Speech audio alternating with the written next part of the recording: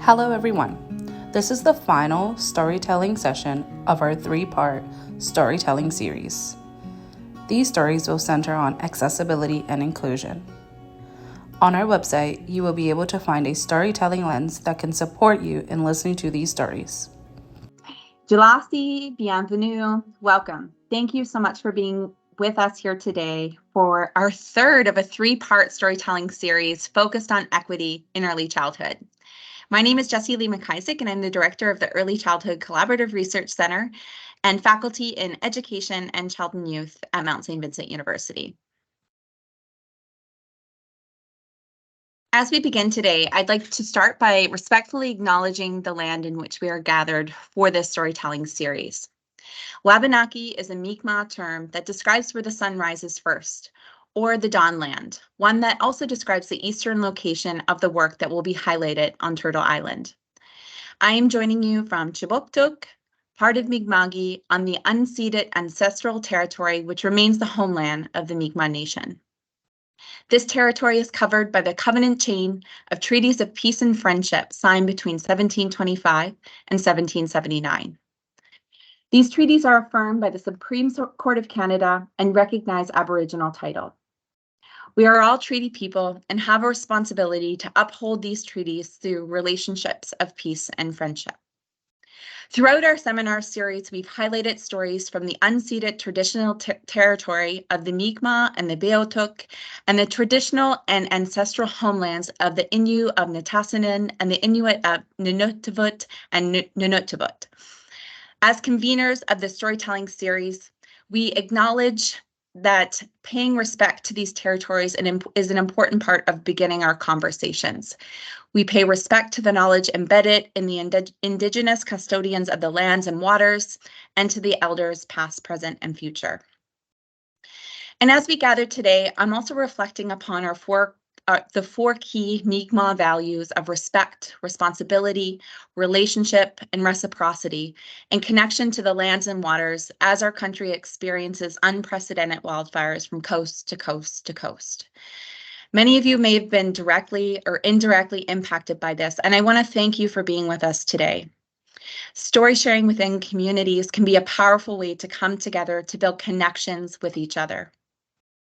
As we begin these conversations, we invite you to consider these core values and how they might help us as we come together as a community on our lands. We are thinking of you all as we enter our summer season. The flow of today's session is very similar to the other two. We're, again, really happy to have such rich stories to be sharing with you today. We're excited to get into that part of the session. I'm doing these introductions at the beginning just for context, and then we will get into our storytellers who will introduce themselves, and we have another slide that will introduce a bit more about our stories. We will do a breakout discussion at the end. We do encourage that you stick around for that if at all possible. It's your opportunity to talk about the stories, to connect with each other in a way that isn't always possible. So we're able to connect with people that work across different fields, across different regions. And from what we've heard as part of the feedback in the surveys is when people are able and willing to kind of have those conversations in that breakout session, it can be really rich and another opportunity for you to share your own stories. And then we'll end just with some closing remarks and a few notes from us about sort of next steps from this work.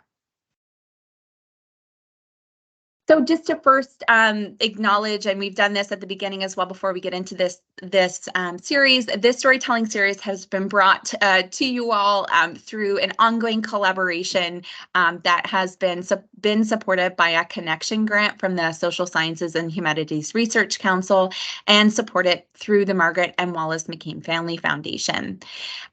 We have had a number of ongoing collaborations, those up there on the slide and beyond, and we are very grateful for the support of our partners that have made this work possible.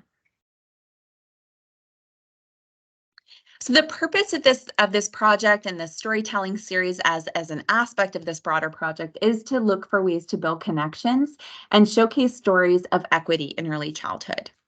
Our work has been centered on the broad topic of equity, or the broad concept of equity.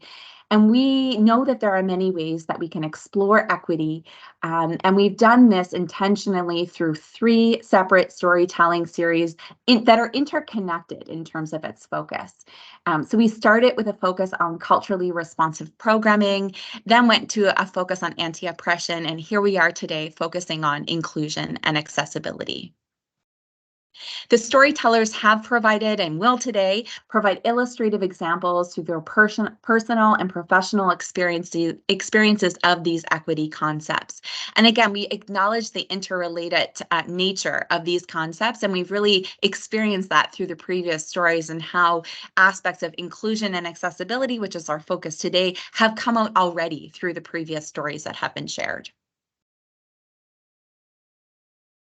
So similar to the last session, throughout the stories, we've shared this listening lens, and it's our way to invite you to listen with intention, explore connection, and seek inspiration from the storytellers. So our team will put a link to the template in case you didn't have the opportunity to print it yet. You're welcome to use that as a place for you to jot down your own thoughts. And this will also help as you go into your discussion group, so that you might just be able to remember some of the nuggets of wisdom that are shared from our storytellers.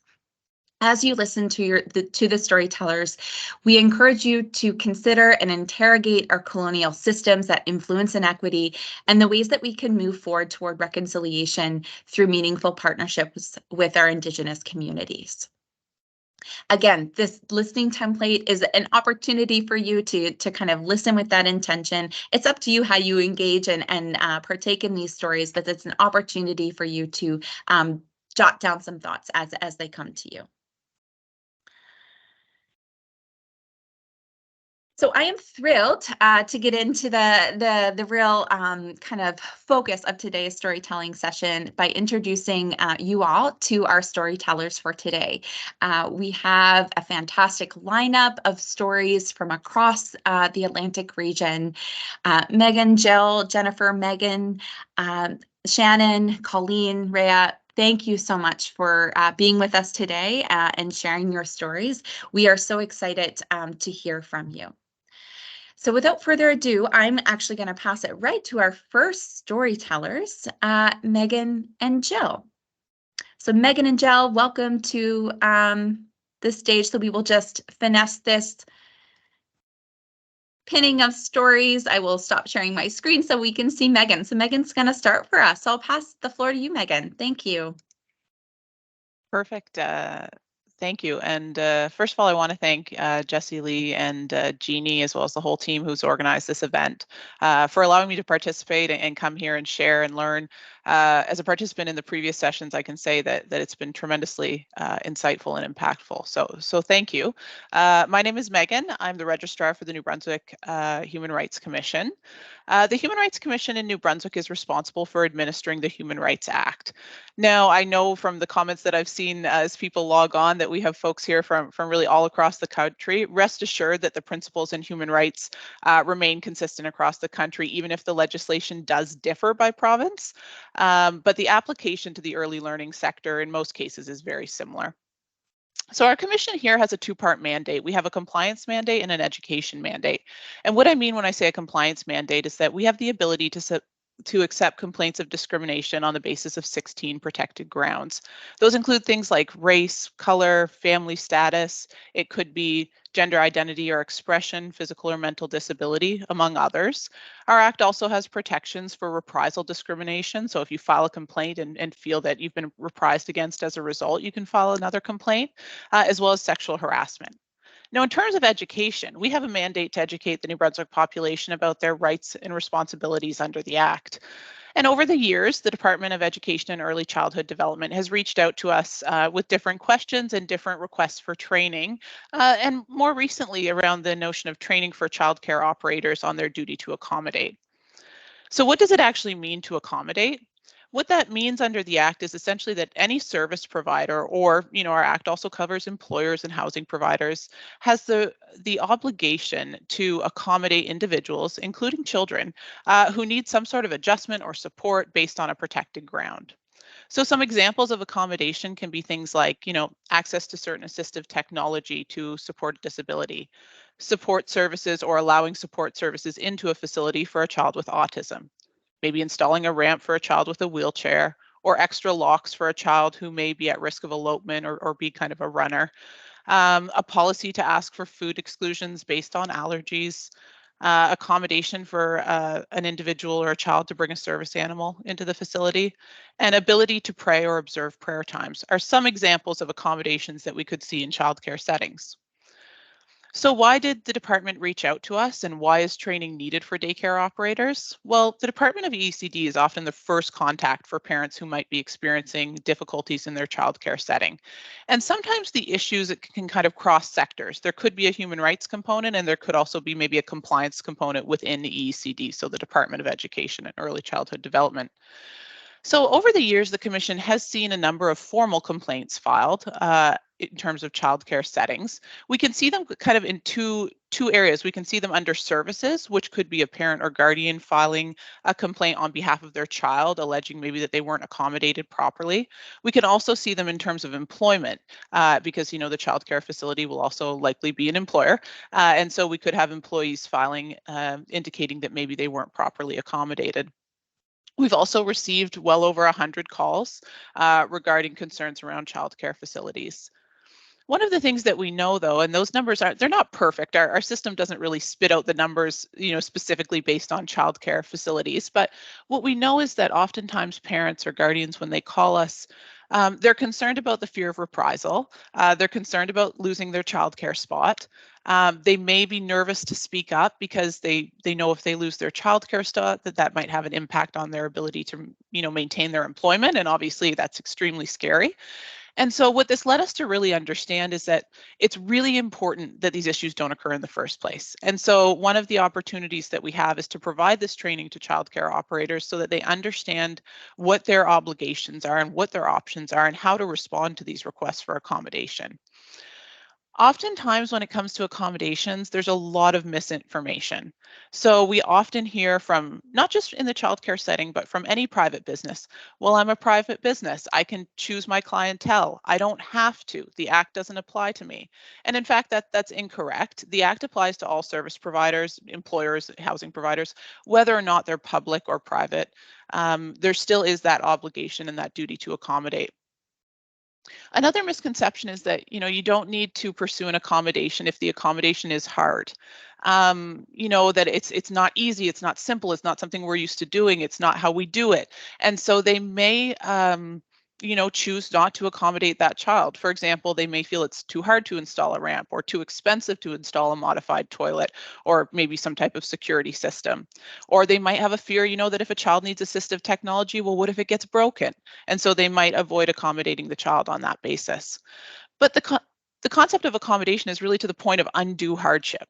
And undue hardship is a really, at times, frustrating legal term that essentially means, to the point where you just really can't. And that can look different depending on the situation.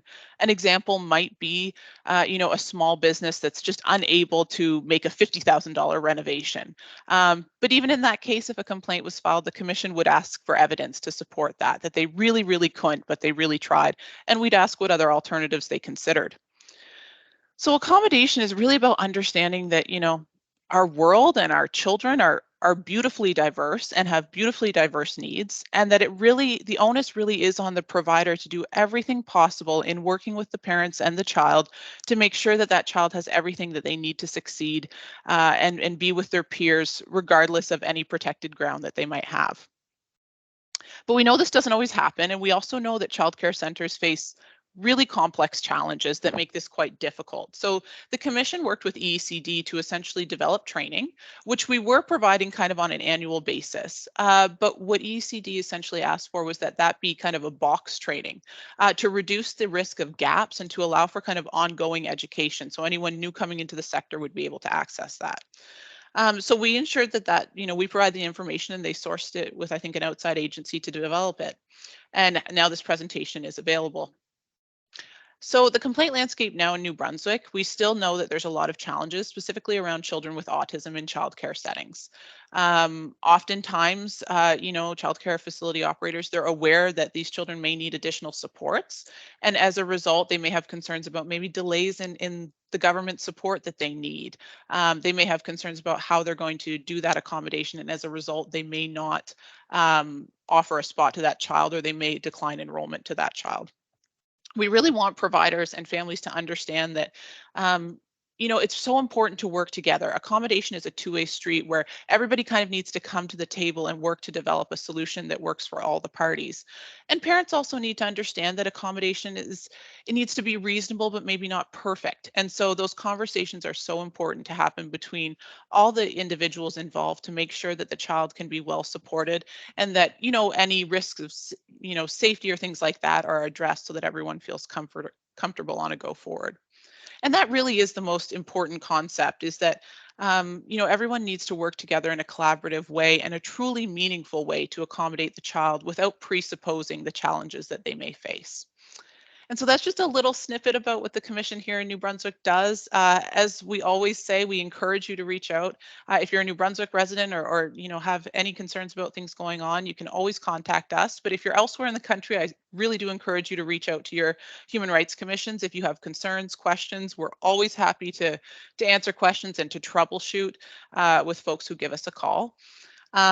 But on that note, I'm very happy to hand over the session to Jill Shaw, Director of Centerville Childcare, who I think is going to talk a little bit more about what this actually looks like in practice day to day. So I'll hand it over to you, Jill.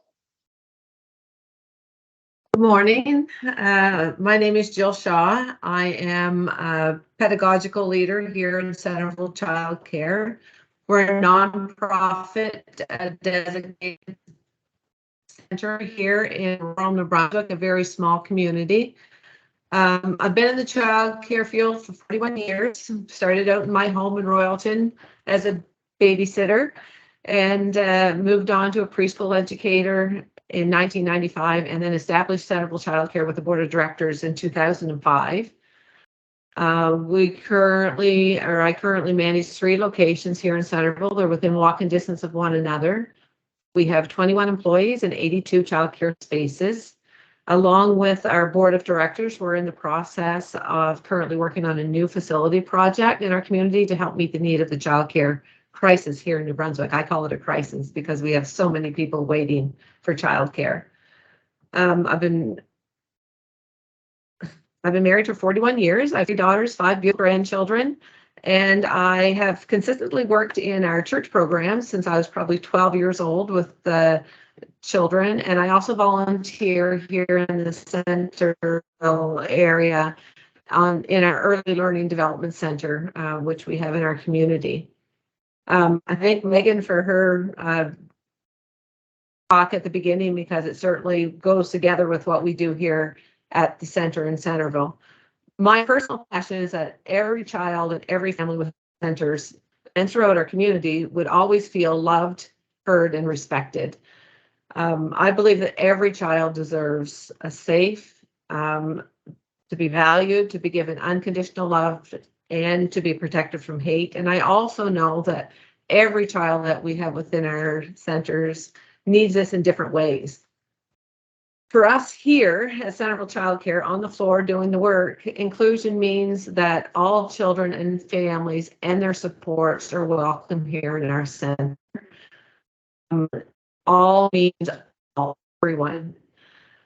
The only exception that we would sometimes use is that we try to keep it within the natural community proportions within our community.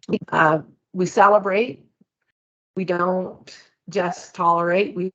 We celebrate the child as a whole. So our educators, with support, we adapt our environment and our routines as necessary to meet the needs of the children that are enrolled.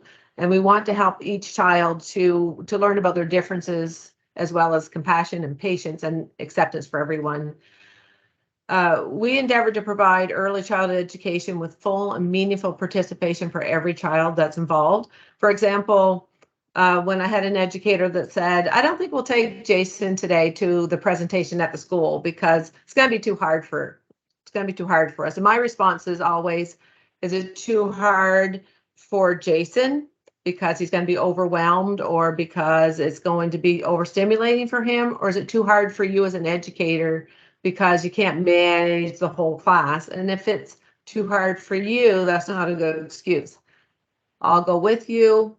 If Jason feels overwhelmed, we'll go for a little walk, and we'll make sure that no one gets left behind when this happens. Also, in times we would hear, Jane's content over in the corner and she's filling and dumping, and this is a great time to get something done with the rest.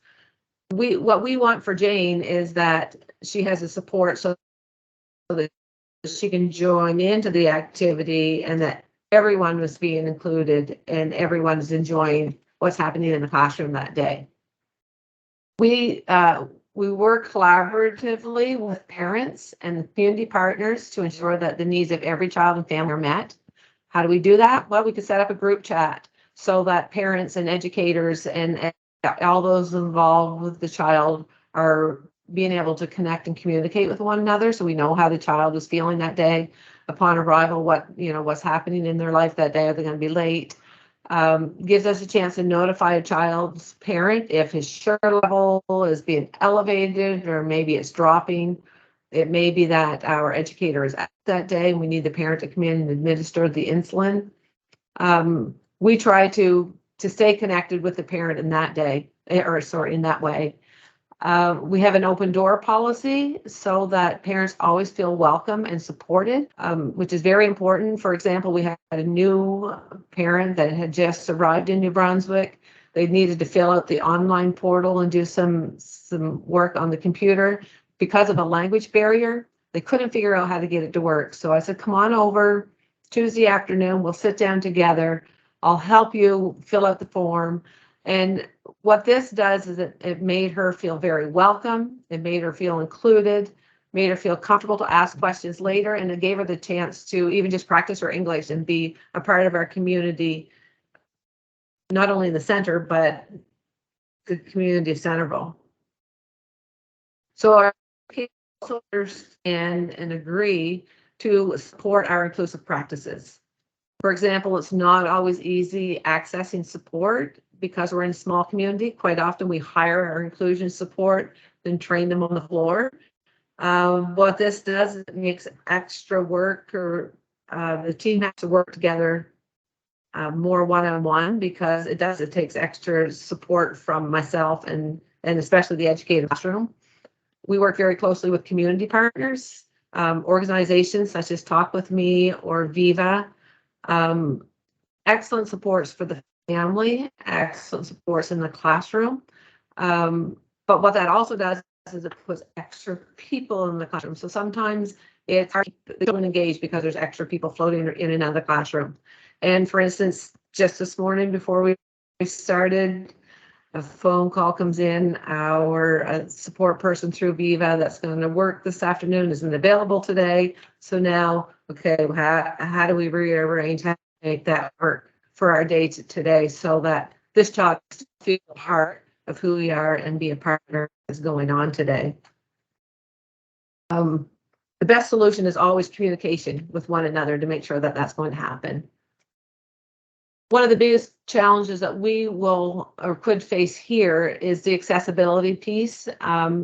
Because we are in our home location is in a building that we're on the lower level, so stairway could be an issue for us. To date, we haven't had any parents needed that accessibility. In our brand new facility, we'll be all on one level. We're so excited that we would be fully accessible to the community, to parents, to any child that would need it. We understand that every day there's new challenges to be faced. With our team and the support of our inclusion program in New Brunswick, we are determined to work together, come up with solutions so that every child would feel loved, would feel heard, would feel respected, and that no child would be left behind to be able to access our services. And I see the little picture and I'm all done. So hopefully it's not too soon. Thank you very much. I appreciate the opportunity to speak for our center. So Jennifer and Megan, thank you so much for being with us, and I'll pass the floor to you. Thank you. Thank you so much. As introduced, my name is Jen, and I'm joined here with my colleague Megan, and we are from the Early Childhood Development Association of PEI. And so this is today we're going to highlight one of the projects that we are tackling right now. So just want to make sure you can see our PowerPoint okay? No issues? Okay, perfect. Yes, you're looking good. Excellent, thank you.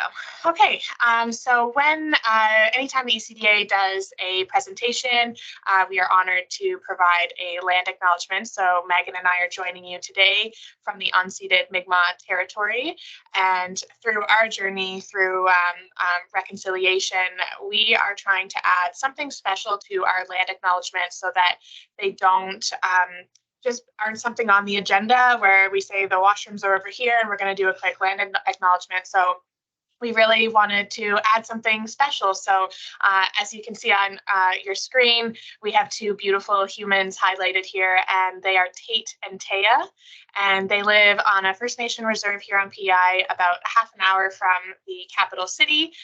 It's called Rocky Point, and we know them personally, and they live their culture out loud, and we've been privileged to watch them dance, and it's just a beautiful thing to watch young people embrace their culture this way and start to really see the ripples of that happening. So we wanted to just introduce you to Tate and Taya, and we're proud to honor them today. And so I'll just give you a brief overview of the project that we're pursuing. So it is called A Pyramid to Retention, a Mentoring Culture for PEI. And so it's today why we chose this one is its links to accessibility and inclusion. And so the pyramid model is what we are looking at, and we are doing a pilot project with 18 centers here on PEI. And the reason we chose the pyramid model is because in the past number of years, professional learning opportunities that we were continually getting requests from our members were on challenging behaviors and mentoring. And so the pyramid model seems to answer both of these. So on the challenging behaviors piece, it really, the pyramid model will peel back the why behind behaviors that we see in children. And when we were researching the pyramid model in other jurisdictions, and so for those of you in Nova Scotia, you probably know about this, research and data was showing us that children were no longer being excluded or dismissed from programs. And so we really wanted to be a part of that. And then in terms of the mentoring component, we are, and I'm sure somebody before us said it's a early childhood educator crisis. And so, Canada and the world is feeling that, and not even just our industry, but in all industries. And so we're in a desperate need for early childhood educators.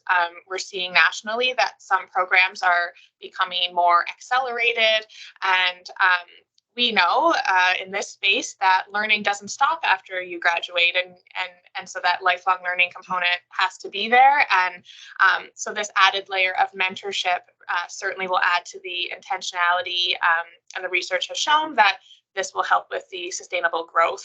And so, yeah, that's a little bit about the pyramid model and why we chose it.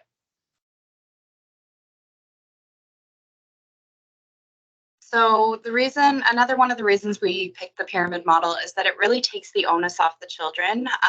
It stops the blame of a 3-year-old who's really acting in a developmentally appropriate way and displaying behaviors that may not be socially acceptable, but are certainly developmentally appropriate for the age that they are at. So it really looks at the holistic classroom. What is my relationship with this child? What is my tone of voice in this moment? where do they know what the schedule is? Do they know what the expectations are? So really looking at the classroom and the relationships that we form as the basis of that. So it really looks at how children have really only been on this earth for under 1,000 days when they're in our care. So they're still learning. And it really gives that extra added tool in the toolbox of not only the educator, but the children as well. So we all know adults who struggle with social and emotional development and are still having regular temper tantrums. So it allows us to have that flexibility with children as well, and gives the educators and the children the tools they need. And it really goes back to the basics of what we all know. It builds upon the tried and true elements that were taught at the very first day when we step into an early childhood program. Relationships are so important. They're the foundation of everything that we do. And and environments are that next step. So looking at the environment as the third teacher. Is the room chaotic? What can I do that will allow the children to have freedom to explore the space and understand what the expectations are in this space? So really just getting back to the basics and investing in the workforce. We all know that when we invest in the workforce, that's when the true growth and development really happens, because we can't have quality without quality workforce. So that really kind of led the path towards this. Another request that we got a lot as we were doing research on how to support children how to support all children, but particularly the children that need it the most, was some requests for non-crisis violence intervention, which I think has its time and has its place, but it's not in a classroom with 3 and 4-year-olds. So we really wanted to find something that was founded in relationships and child development and that support piece, so that we could give children what they needed in that moment. And it's really a strength-based tool, which we know works with children and families, and it will work with educators that way as well. So the pyramid is a little bit of a tiered support system. So you can see on the side here, it says all children, some children, and few children. So as you start with the base of the pyramid, you're really setting up those supports that are for that whole classroom community.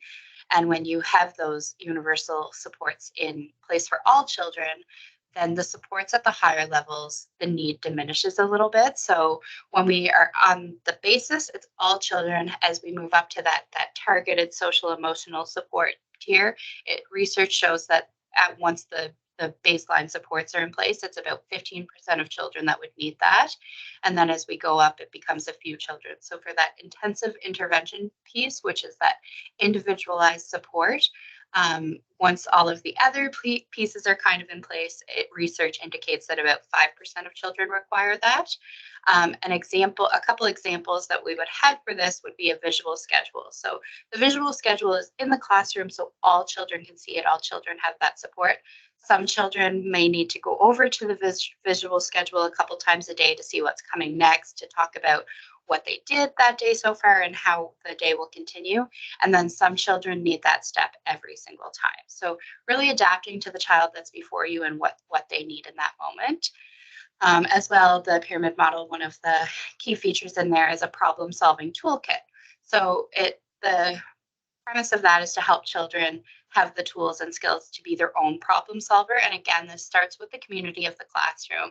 So that toolkit is available for everybody. It's referenced. The teacher talks about what's happening, indicates what the language is consistent, and it's support for everyone. And then it gets a little more fine-tuned for the children that need it in that moment. So as the community is built, children will begin to hone their own skills and abilities, and then they begin to rely on the educators a little bit less when their problems arise as they gain those skills themselves. And so we'll tell you about our story so far. So we started the initial stages of our project in August, and there was, of course, a lot of training and upfront work that had to happen. And so we are now just getting into centers, collecting that baseline data. And we know from other jurisdictions that we've kind of watched their journey, Nova Scotia being one of them. The impacts of this will be far and wide throughout our lengthy journey. So we know it's a bit of a marathon. As we've mentioned, we're in 18 centers, and we have partnered with the Department of Education and Early Years team here. So each of those 18 sites are assigned a mentor to walk along the journey with an educator in one specific classroom. And as Megan was saying, this is a collaborative, strength-based process that builds on the skills that the educator has, and they will set goals together to benefit the children and families in that program. We've also hired researchers at UPEI here, specifically Gabby Sanchez, who some of you may know, to highlight the data collected, to get a scope of the impact that we'll see here on PEI, ensuring that educators and children are supported when we see these challenges arise, which we know happens. The research will look at how many children and families were impacted, the reach that the program will have, and we hope to show evidence to show that there's been decreased challenges, showing that, of course, children and educators have been supported. And then our overarching goal is we'd love to see this in every island center. So we want to really show some really great data, and so that we can move on from the 18 centers and really go island-wide. Family connections is a large piece of the pyramid model, and that was a really important thing from the ECDA perspective as well as the Department of Education and Early Years in our framework. We know that families are the experts with their children, and they are the child's first and best teacher. And so we also know that when we are collaborative and families are involved, then the success is far greater. And so we definitely wanted to ensure that families were involved in this project and are in the journey with us. Each center will have their own internal leadership team, and there's opportunity for family to be a part of that team. So it could be the director, the educator, maybe another person on staff. It could be a couple of family members. So really, it's that holistic approach again.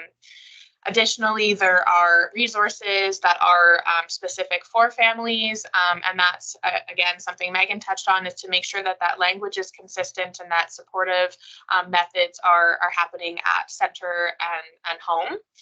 And we know that it truly takes a village, and that families are at the heart of that village. So this was a really important connection for us to ensure that we had in our project. And so with our project title, we did link it to retention culture. And so this piece we'll just speak briefly on is the retention of educators. And so we know that educators want to do their very best, and they're putting out their problem solving all day long, and they may handle a situation like really, really great 3 times in a row, but on that 4th time, they're like, oh man, and then you kind of flip your lid maybe. And so we wanted to really add some extra tools to their toolbox and really improve those working conditions and that support that they need, so that they feel supported in those situations. And so we know that recruitment and retention, we're hearing about mentoring a lot. And so we're really happy that this project will really focus on that. So we know that in our sector, which may be the same nationally, is you're working alongside educators that may not have the same level of education. And so this framework will really help support educators and families consistently who are practicing the same sort of problem solving. And so we hope to see those problem solving amounts decrease. We have been able, like I said, we're kind of borrowing and stealing from people who have had the pyramid model in their jurisdictions. And so we were able to make connections with a director in Etobicoke, Krista from Muppets Preschool. And her story really impacted us as we went for this, because we know that educators just came through a global pandemic, and there's a lot happening in our sector right now. And it's like, oh, hey, we're going to also do another framework real quick. So, we knew that there was going to be a lot of convincing and things like that. And so this director said, you know what, I knew I was opening a huge can of worms, like going into my center and saying this. But she was able to say that the proof is in the pudding and that they could not ignore the fact that the behaviors were decreasing in front of their eyes. And so we had talked to her, and she was about a year into her journey in centers, and they were just about to move to another classroom, heading for that full center implementation. So it was a lot that we're kind of bringing to our sector. And so it's kind of nice that we have the small scale at 18 to kind of let the ripples go on their own. So we won't have to do a whole bunch of convincing. But one main piece is sort of that working conditions piece, that support that we can offer to educators wherever they are in their journey, that they have this as another support. And with the support of educators, we really hope to have that retention of children. So it's great retention for educators, but ultimately everything that we do as educators is for the children. And so that's why we're all taking part in the Storytellers series today. Through research that we've read on our journey towards this project, we are confident that we'll help with that retention of children. Really, the goal is to support all children, no matter what they're struggling with in that moment. And this project will really add that extra tool and that extra layer of support so that the children who struggle most aren't being turned away from centers. They aren't being excluded from the classroom. So it adds that extra piece of social and emotional support so that children are learning important skills such as how to co-regulate, how to self-regulate at young ages, a skill that will carry them through the early years and beyond, and really set them up for that success in the future. Just wanted to tidy it up by saying the pyramid model, our project really feels that it would be the tools that we need to give to educators so that they have what they need to give to children and families. And so we know with this consistency and this passion for lifelong learning, we really hope to see that these behaviors that we're seeing are decreasing and that retention for both children and educators increases. So I'll finish there, and I apologize that we didn't see your face, but thank you very much for having us. That's no problem at all. And thank you so much for sharing your journey with Pyramid. I think we really wanted to highlight the story of Pyramid, especially as many of us across Atlantic Canada are embarking or have been on this journey of pyramid model implementation. So thank you for sharing your story. Okay. Thank you. Thank you, Jessie Lee, Jeannie, and team for having us today. It's a real honor and pleasure to have the opportunity to be among these storytellers and share stories and build connections with everyone here. My name is Shannon Phelan, and I use she, her pronouns. I live, work, and play in Chibuktuk or Halifax, which is located in Mi'kma'ki, the ancestral and unceded territory of the Mi'kmaq people. I'm family, friend, colleague, ally, and co-conspirator to and with people who experience disability. I'm also an occupational therapist by background and an educator and researcher at Dalhousie University. I draw on critical disability perspectives in my work, which aim to reimagine inclusion and center the voices of children, young people, and families who experience disability. I'm also a mom of an 8-year-old who's given me insights into childhood, children's culture, and what it means to be included and belong in childcare, school, and community settings. Great. Hi, everyone. I'm Colleen Diggins. I also use she, her pronouns. I live, work, and play in Chibuktuk or here in Halifax. Currently, I'm a Master's of Science student studying occupational science at the School of OT here at Dalhousie University. And I've been an occupational therapist for 21 years now, most of that at the IWK, with experience in pediatrics, working with children experiencing disabilities and their families. I too am a mom of a now 12-year-old boy, but looking back to early learning and childcare, we were very fortunate that he attended an inclusive childcare setting. My research aims to understand access to inclusive childcare, but also the invisible work mothers do in pursuit of inclusive early learning and childcare. for their children who experience disability. So thanks for having us. And so together today, we'll be sharing some highlights from our research project entitled Equitable Access to Inclusive Early Learning and Childcare for Children Who Experience Disability, particularly focusing on the family experience, where we collected stories from parents of young children who experience disability in their pursuit of inclusion in early learning and childcare across Nova Scotia. So this story began just as plans for universal childcare were unfolding across the country. Employment and Social Development Canada reached out to us about doing some qualitative research to seek parents' stories about access to childcare for their children who experience disability in Nova Scotia. And so we eagerly took this opportunity not only to explore access, but also inclusion, as from our experience working with families, these two can't be discussed separately. Accessible and inclusive early learning and childcare is a vital resource for families with young children, with or without disabilities, enabling them to integrate earning and caregiving activities, adapt to changing and competing demands constantly, and essentially keep their family life running. Historically, families of children who experience disability in Canada have experienced inequitable access to early learning and childcare, and more particularly inclusive early learning and childcare. And this continues today. Recent research in the Nova Scotian context found that children who experience disability in Nova Scotia are often denied entry to childcare due to their needs and required resources. And even if they are accepted, children or families may not necessarily feel included. So the problem that framed our study was really twofold.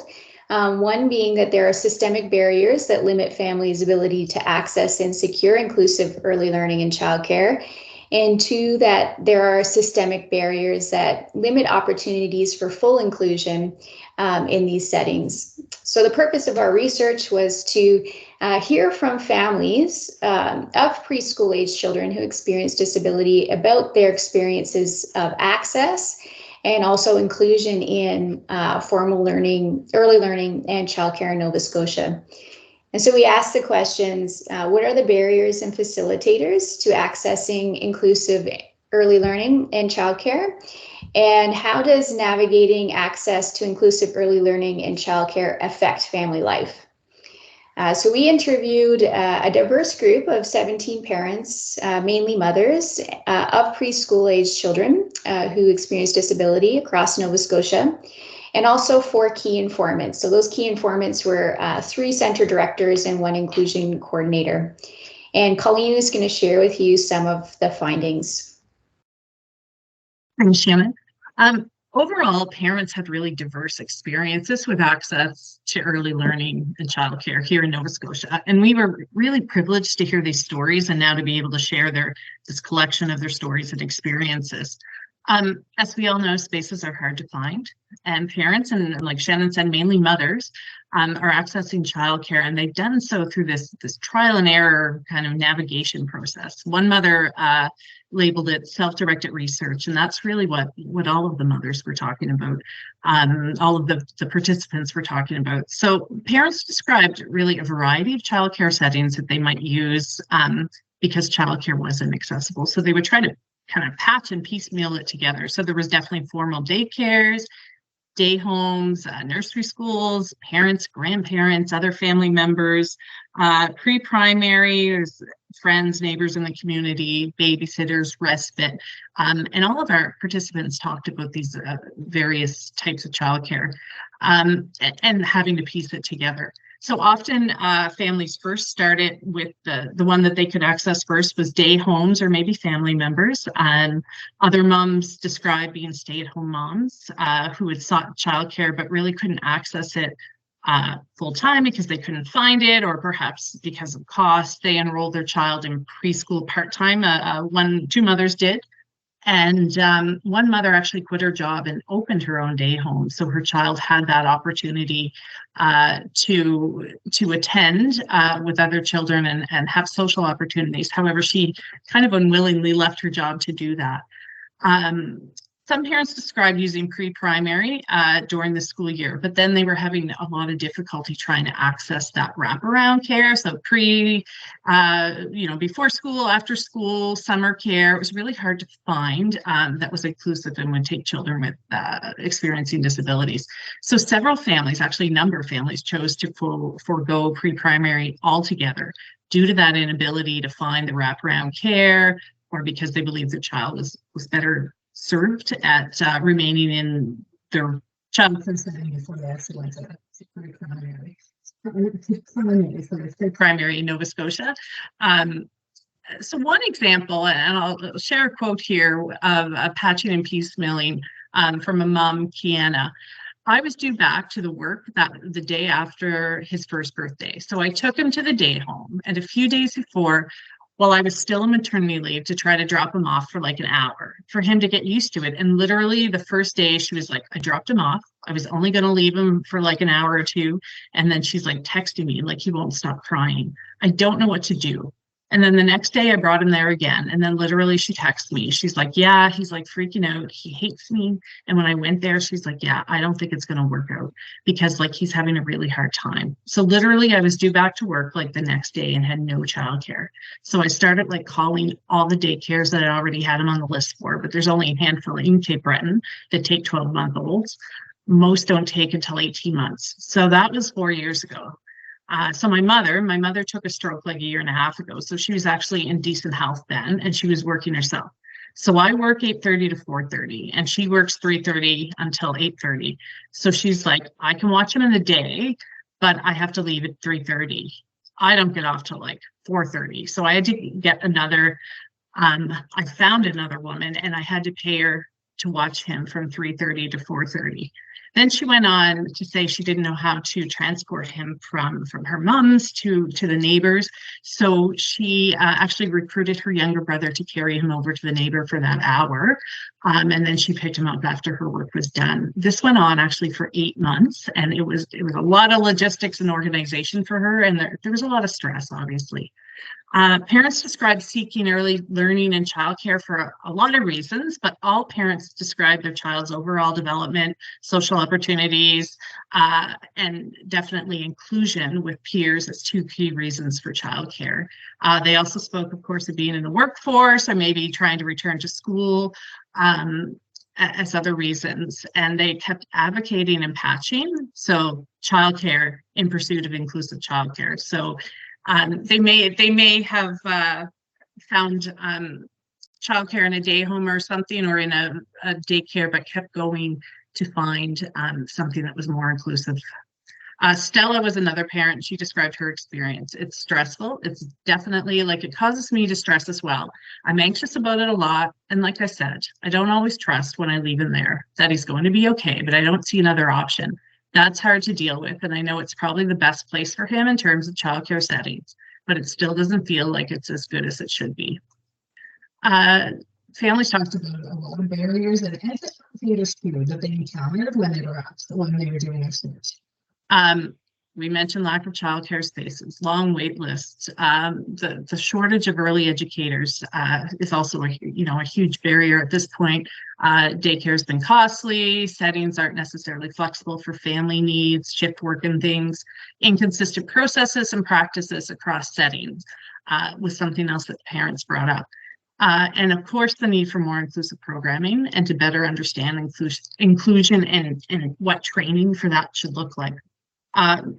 Parents highlighted that communication between childcare and settings and families really needed to be recognized because it was integral for accessing and maintaining inclusive childcare for the child's progress.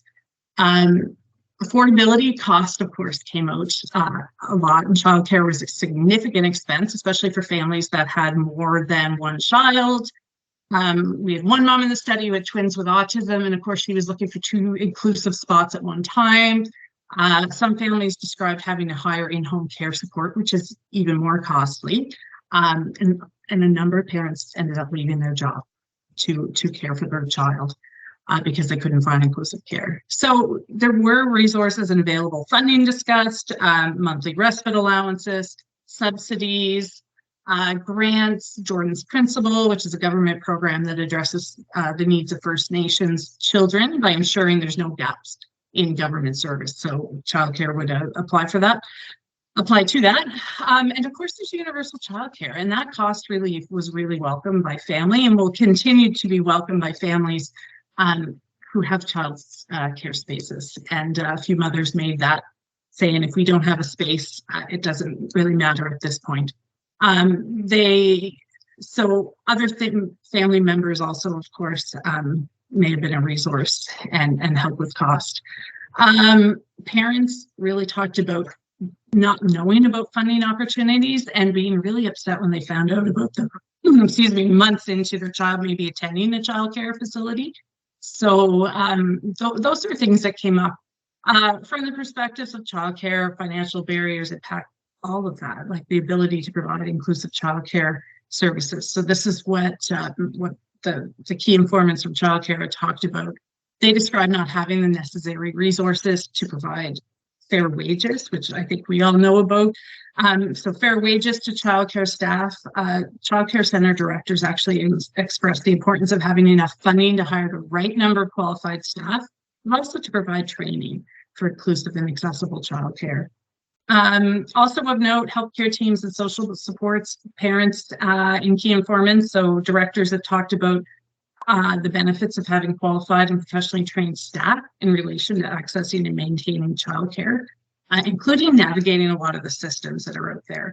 And I think we know when training is not available to staff to attend to their child's needs, it's often the parents that are asked to come in and do that training because there's not a system in place to help with the training.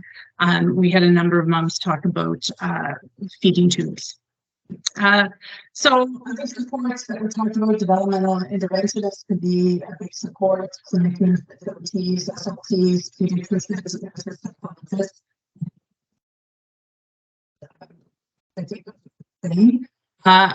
There were a support to parents and employees, parents. So for example, benefits matter, the number of vacation days or personal days, how flexible the employer was in terms of a parent having to go to childcare right away or to take them to appointments. And really important for well-being of the families. They talked about that a lot. And of course, inclusion and exclusion. Inclusion and often that comes exclusion, discrimination, sustainability, all of those terms. Parents express the inclusion of their children experiencing disabilities in early learning childcare is really about most important. Families identify that some childcare staff, and really more broadly society, often we don't know the meaning of inclusion, or it's misunderstood or misrepresented. There's a lot of dissonance there. In a number of the family stories, experiences occurred when childcare staff assured parents their needs would be addressed and supported, but I see you. The parents were later told the child was no longer welcome to return there due to the inability to support, as we saw in Kiana's example there. So these stories of discrimination, and Megan had talked about this earlier, they were there. They're often rooted in systemic ableism and norm-driven policies and practices. So one mother shared, this is a heavy word, inclusion, isn't it? It gets bounced around, slapped on everything, and it's like, no, unless you can include my daughter and her little friends, you're not inclusive, and that gets me every time. I know, community childcare center, they are inclusive center, and it's no, unless you have a ramp to get kids in and out of the building who would need a ramp, you're not considering the spectrum of people out there. It's unfortunate. I think the word is overused, misunderstood, or whatever. It does not always include our kids, sadly. And I think just to finish up there, those barriers, they do have the barriers to access, they have a lot of effects on the family in terms of the emotions they feel, the stress, the guilt. Shame was brought up a lot, and even mothers apologizing, crying in the interviews. They were apologizing for crying, and so there was a lot of that discussion. These interviews, they sat with us they still sit with us, but a long time after those conversations were completed. I think lastly, just to end, these stories were really powerful and they speak to the importance of access and inclusion in early learning and childcare. And thinking of universal childcare, access to childcare has to ensure that the rights and interests of children experiencing disabilities and their families, that they're addressed in development and implementation of a universal childcare system and a framework, so we can ensure it's truly accessible and inclusive to support the needs of all these kids and families. Thanks. Thank you so much. Really appreciate you, Shannon and Colleen, for sharing those stories. It just seems so well connected with the others that were shared as well. So I'm going to pass it along to our last speaker, and we will get Rhea up, our very last speaker. Hi, everybody. Good morning. My name is Rhea. I'm speaking from Goose Bay, Labrador. So thank you for inviting me to be here for this storytelling series. I've listened to each one so far, and it's so informative, and I'm just happy to be here. I'll give a little bit of background. Can you hear me okay? Yeah, you're sounding great. Okay.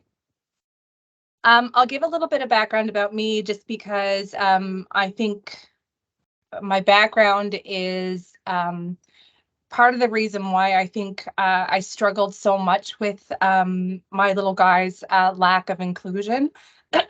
So I work in the field of autism therapy and child development and inclusion, and advocated for that for pretty well since I started my career. It's always what I wanted to do.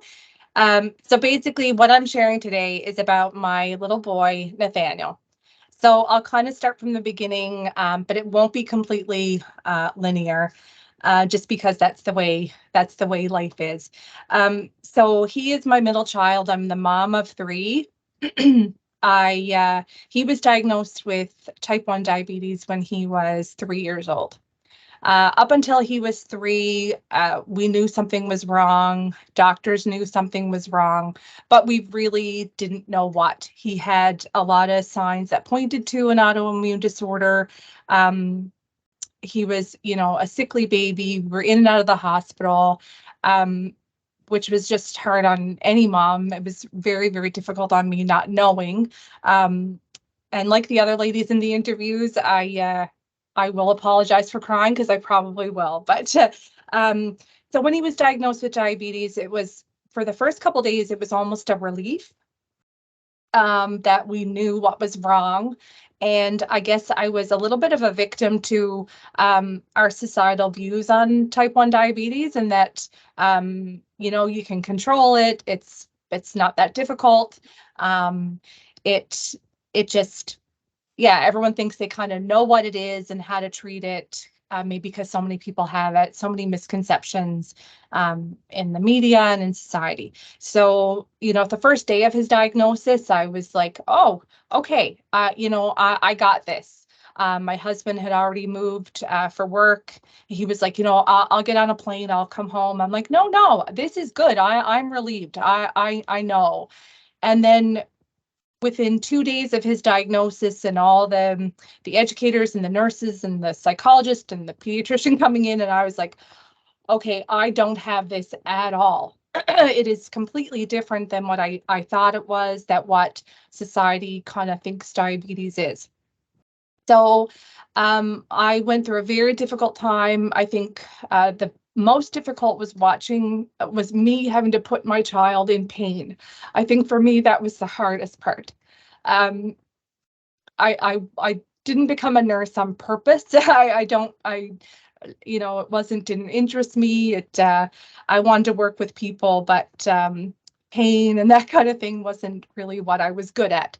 So having to put my child in pain with all the needles it was honestly horrifying. We were in the hospital for a week, and I remember the pediatrician coming in and saying, Rhea, you're going to have to do this. And I stood there and I said, I'm not. I am not giving my child a needle. You can keep me here. We were afraid to leave the hospital. We got a little day pass or, 10-minute pass to take him to the park. And my husband and I were scared to death, and we just wanted to get him back to the hospital. It was terrifying. So anyway, we were discharged. We went home, scared. It was a big learning process. So I started, I wanted anything that I could to make Nathaniel, who Nathaniel is at 10 now, by the way. I wish I could share his picture. I don't know where that went, but he's 10 now.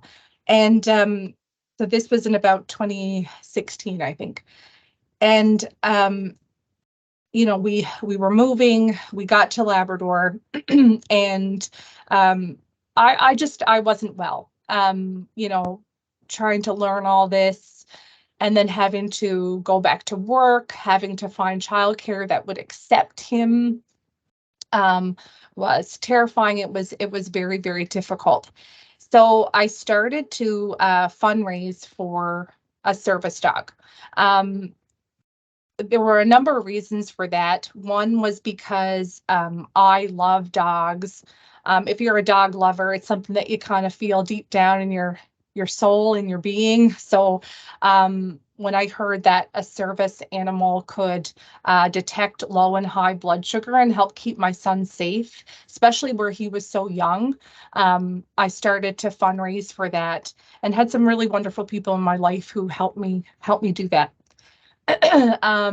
I did it almost as a catharsis for me. It was something that I could focus on that wasn't just all the worry that now my life had of childcare and going back to work and his health, and then the long-term health risks for diabetes and him being diagnosed so young. It just it was a bit of, it was catharsis for me to focus on something that could help him. So we started to fundraise for, her name is Skipper, and she was $20,000. She came from a training facility in Las Vegas. When she was brought to us in Labrador, the trainer came with her and trained my husband and I to continue on with her training. So she is a trained service animal. So when we got her, it was a year after Nathaniel's diagnosis, so he was 4. He had been in licensed childcare for a year. To go back a little bit, trying to find childcare for Nathaniel with diabetes was, I really lucked out because he did get a space in our licensed childcare at around the same time. And because of wonderful people, they said, okay, yes, he can come. Because at that time, one in particular, I remember I found a day home and the lady was wonderful, but she said, he can come, but you'll have to check his sugar and give him his needles in another room. So the other children don't see the blood or the needles, which my first instinct was to say, okay, no, thank you. I need to teach my child that he never has to hide. And I want other children to know that this is a part of life and he should never have to hide. So finding childcare and having, have to confront those things were difficult. So he did get into our licensed childcare. We only have a couple in Goose Bay. We live in a childcare desert, actually. It's very hard to find childcare, but he did get in. So when Skipper was brought to us, it was just a time of excitement and relief, and she was so wonderful. And I, contacted my daycare and was, so excited. Skipper's coming. Let's start to work on this transition for her to go to daycare with Nathaniel. I know nothing is going to be easy about it, but let's work at this. I already had a great relationship with the daycare. So that didn't happen. It never really happened. I was required to provide. So first first thing that happened was that all of the parents in the daycare were welcome to send in letters if they had any issues with that. Everyone should have a voice, but that kind of opened up what could possibly in any way, shape, or form go wrong. So it gave the daycare the ability to say, you know, no, this isn't going to work. Because one child is afraid, or another child has an allergy, or a staff person is afraid. And it actually, the daycare at the time actually said, because of the issues with the other children, you can't walk on the property with the dog. So it was probably one of the hardest things I've ever heard. So like I said, we'd been there for a year. I love these people at the daycare, and I wasn't allowed. So if Nathaniel was in the playground, I actually wasn't allowed to walk into the playground to get him if I had his service animal. So it was so sad. And again, I felt like it was just complete exclusion. You know, we could have worked through those things that other children would experience. I picked a dog. Oh, sorry. Okay. I picked a dog on purpose. That was like low allergy. They're trained not to lick. They're trained, you know, all that stuff. Okay, I'll hurry. So that was the first thing. And then we just took a step back and said, you know what, never mind, we can't deal with this. A few years later, we thought, no, you know what, this is not okay. So we tried again. They asked for a doctor's note, got a doctor's note. The doctor said, oh yeah, for sure. Wrote a doctor's note. Nathaniel requires a service dog. The daycare then said he can't come to daycare anymore because your doctor's note says he requires a service dog. The service dog can't come. So that was daycare. Go to school. Children with type 1 diabetes get no student assistance support in school. They are written out of the medical policies in the Newfoundland Labrador School District. Very hard to learn as a parent going to kindergarten. So the dog couldn't go with Nathaniel because there was no one to handle the dog. So again, the dog was excluded because there was no one to handle the dog because there was no student support for a child with type 1 diabetes.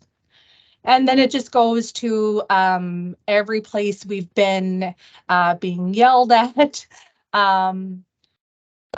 In Goose Bay, you know, our boardwalk, for example, they have a big sign, no dogs.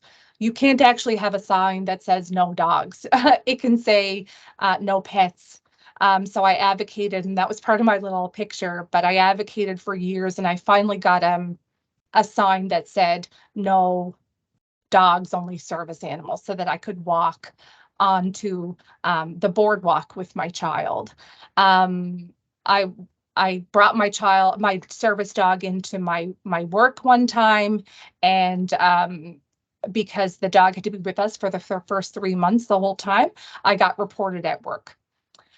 So I couldn't do that. My husband's employer was not like that, so he brought the dog to work. Just over and over, and then even beyond the dog, he couldn't go to the summer program, no one to work with him. He couldn't go to soccer camp, there was no one to watch him.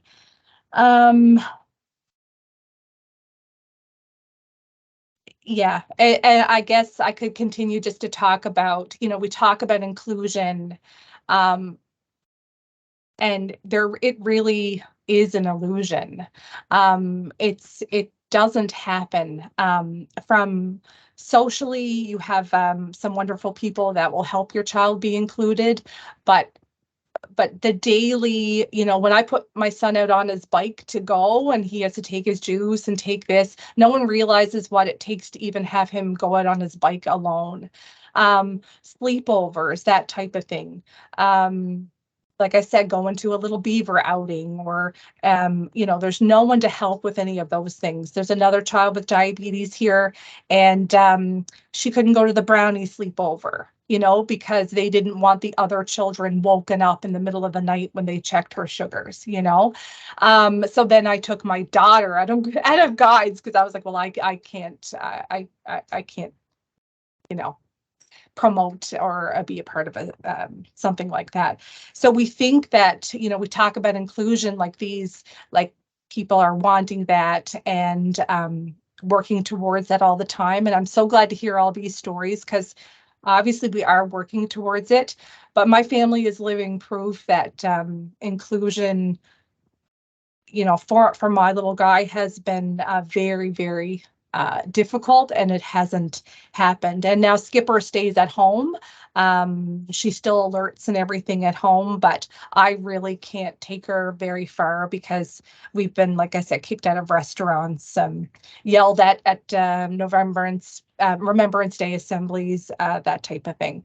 So yeah, that's my little story about my little guy, but he's strong and he's tough, and Skipper still stays at home. But if you see a service dog and you think that they're just allowed everywhere, they are, but they won't be allowed all the time. And I've always had to advocate for him in every situation. Yeah. Thank you, Rhea. Thank you so much. And I think that statement that you said that inclusion is an illusion, I think is a really important message for us all in this. So we wanted to end with that story of Rhea's as an opportunity to kind of recenter our thoughts on families and children in these conversations. So I'm really thankful for that as a final story. Thank you so much for your stories today. Thank you to the speakers and the storytellers in our last two sessions as well. We are so thankful for the wisdom that was shared, the experience that you all have to really inform our conversations in this area of promoting equity in early childhood. So more to come. So this was the third and final storytelling session in our series, but this work is a part of a broader project.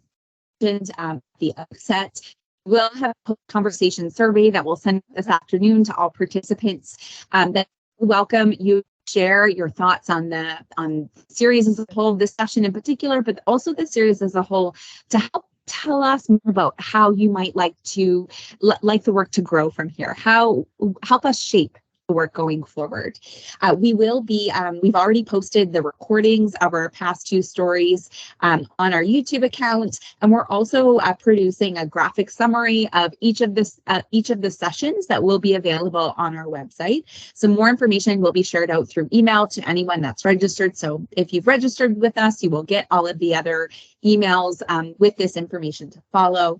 And just a prompt to say more opportunities are coming in the fall. So thanks all for your questions that's today, and also again to all of the storytellers who have been such a core part of these past 6 weeks in our learning together. Thank you all so much and have a great day. Thanks, Jessie Lee. Thanks, everyone.